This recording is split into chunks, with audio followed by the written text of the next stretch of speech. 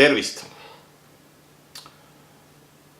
Ma olen veidi haige, teen porgandi häält, aga ma ei saa jätta tegemata seda videot, mis räägib Telia uuest digiboksist ja tema probleemidest. Ma ei saa jätta seda tegemata, sest see hakkab juba häirima.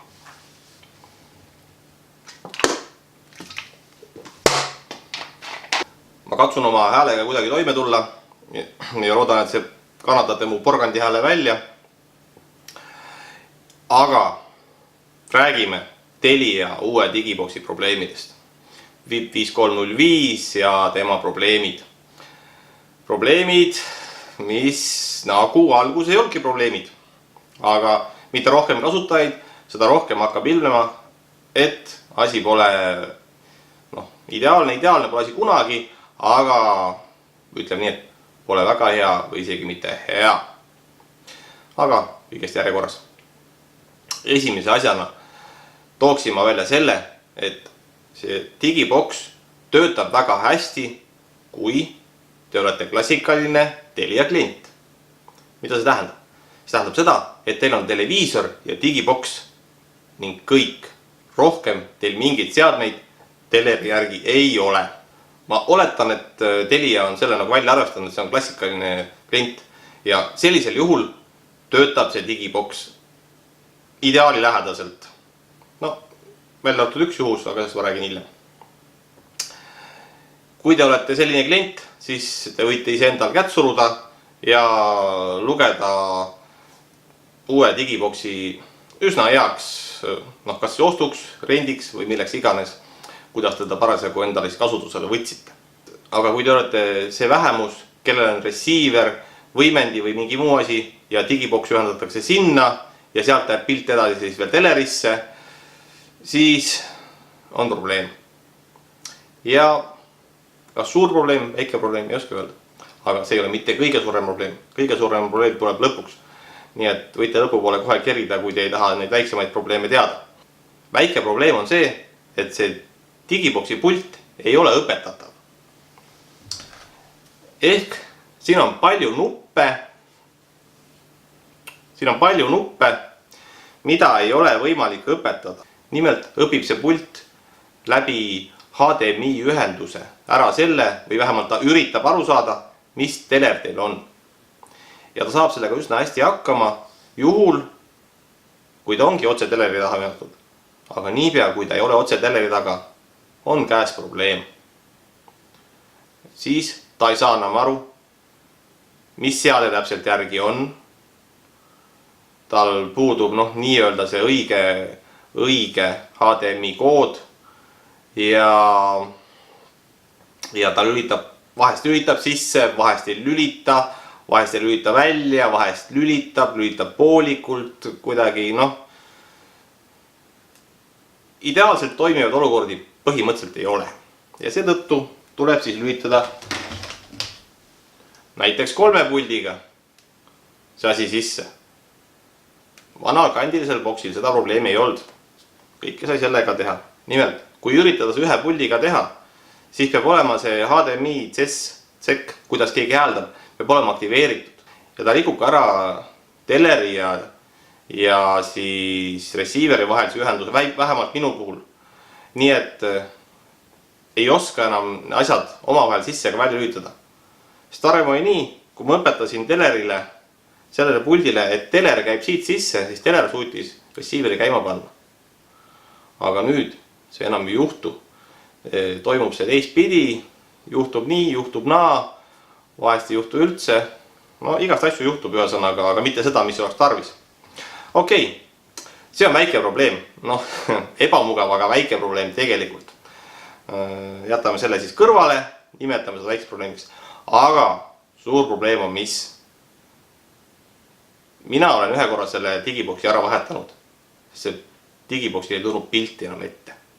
Ja ma tegin seda juba nüüd 6 aega tagasi umbes. Sellest on video. Lihtsalt, et käisin vahetamas nii-öelda. Ja selgub, et see ei ole üksik probleem. Ja mina arvasin, mu boks on katki.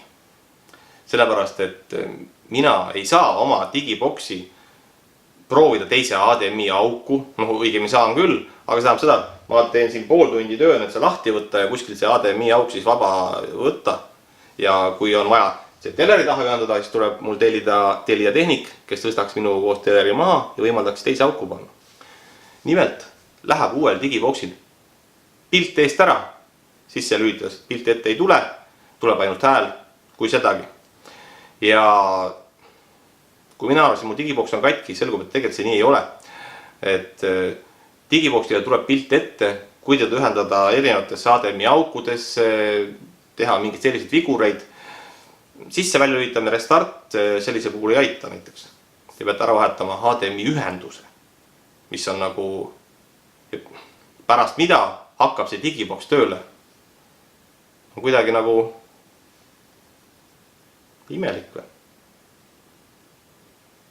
Mina näiteks pean tellima tehniku, kes aitaks mul selle teleri maha tõsta ja HDMI otsi vahetada, või siis, sisuliselt see nii on. Vabandan väga, ma olen haige. Aga tuleb seda videot teha, ma ei saa seda jätta tegemata. Sest ma olen teinud video, kus ma olen öelnud, et boks on hea boks. Jah, ta on hea boks, aga tal on probleemid. Ja kuna sel ajal, kui ma selle video tegin, kus ma mõõtsin lihtsalt selle kiirust, sest ei olnud midagi muud mõõta, siis ei olnud neid probleeme ilmnenud või õigemini kasutajaid oli nii vähe, et probleeme polnud näha. Aga nüüdne, ma ütleks, põhiprobleem, mitte see, et ta sisse ja välja õieti ei lülita, see on ka probleem. Ja pult on selline, kus sa ei saa seda nagu õieti siis ära sättida, et oleks nii nagu nii-öelda päriselt õppiv pult. Probleem, et digiboksil mitte ainult minul, vaid mitmetel inimestel läheb digiboksi pilt mustaks ja tagasi ei tule. Või tuleb oodates 5 minutit, 10 minutit, vahetades digiboksil HDMI sisendeid, mitte digiboksil, vabandust, vaid digiboksi teleri taha pannes siis teistesse sisenditesse. Ma ütlen, et see on ajuvabadus. See tähendab seda, et sel digiboksil on tõsine tarkvaraline probleem. Okei, võib-olla need üksikjuhtumid. Võib-olla need on üksikjuhtumid. Aga kui me arvestame, kui vähe neid uusi digibokse tegelikult on välja antud ja et see probleem ikkagi hakkab juba nii-öelda välja paistma ühest otsast, siis ma ei tea. Okei, Telia, võib-olla ma teen ülekohut, aga mulle tundub, et mingi probleem siin ikkagi on. Sisse välja lülitamine, ma ütlen tõesti, see on köömes. See on ainult neile probleem, kellel on rohkem seadmeid. Vaadake ise, kui hakkame saate, tavaline suurfirma suhtumine. Aga see, kui asi hakkab viskama pilti mustaks sisse lülitamise puhul, see enam ei ole nagu väike asi. Sest pilt läheb mustaks ka neil, kel ongi ainult teler ja digiboks. Ja siis on Telia probleemi ees. Eks elame näeme. Vaatame, mis sellest saab. Võib-olla mul on luulud ja see ei ole probleem. Aga ma arvan, et jõuludeks, kui on juba rohkem digibokse välja antud, on siis probleem kas nähtavam või ära kadunud. Elame näeme. Kõike head ja järgmise korrani.